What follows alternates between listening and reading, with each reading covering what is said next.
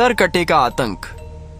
एक छोटे से गांव का से जिसका नाम था कतुलिस्तीवा। ये गांव के लोग बहुत खुशहाल जीवन जीते थे, लेकिन फिर एक दिन सब कुछ बदल गया। गांव में रात के समय अजीब घटनाएं होने लगी। पशु डर कर भागने लगे। धीरे धीरे गांव वालों को महसूस होने लगा कि कोई अनजानी परछाई अब गांव में मंडराने लगी है। एक रात गांव के उत्तर दिशा में बने एक घर से चीख की आवाज आई। लोग दौड़े, लेकिन जब वहां पहुंचे तो वहां केवल एक बच्चे की लाश मिली। उसके चेहरे पर भय की छाप थी, मानो वह मरते समय भी कुछ कहना चाहता हो। धीरे धीरे गांव में फैल गई एक भयानक अफवाह। एक सरकटा आदमी रात को गांव में आता है। वो हर रात किसी घर का दरवाजा खटखटाता है और जो बच्चा बाहर आता है वह फिर कभी नहीं लौटता। लोग इसे अंधविश्वास मानकर नजरअंदाज करने लगे, लेकिन फिर एक और बच्चा मारा गया, फिर एक और। अब यह सिलसिला हर रात का बन गया। हर रात जैसे ही घड़ी 12 बजती, गांव में सन्नाटा फैल जाता। हर घर का दरवाजा बंद कर दिया जाता। ठक ठक ठक ठक कोई जोर जोर से किसी घर का दरवाजा पीटता। उसके बाद बस चीख सुनाई देती और फिर सन्नाटा। सुबह गांव के चौराहे पर एक और मासूम की लाश पड़ी होती। गांव वालों का धैर्य अब टूट चुका था। एक सुबह वे सब मिलकर पास के थाना पहुंचे। उन्होंने इंस्पेक्टर रवि सिंह को सब कुछ बताया। इंस्पेक्टर ने पहले इसे मजाक समझा। अरे भूत वूत कुछ नहीं होते, किसी सिरफिरे कातिल का काम होगा। गांव वालों ने बच्चों की तस्वीरें, घटनाओं का क्रम और सबूत दिखाए। इंस्पेक्टर थोड़ा गंभीर हुआ और कहा, ठीक है, आज रात मैं खुद गाँव में पहरा दूंगा। अगर सच में कुछ है तो सामने आएगा। रात करीब 12:15 पर इंस्पेक्टर रवि गांव पहुंचा। गांव शांत था, मगर आसमान में काले बादल थे। हवा चल रही थी और हर तरफ डर का माहौल। तभी ठक ठक ठक ठक एक कच्चे घर का दरवाजा जोर से पीटा गया। इंस्पेक्टर ने अपनी बंदूक उठाई। अचानक एक परछाई सामने आई।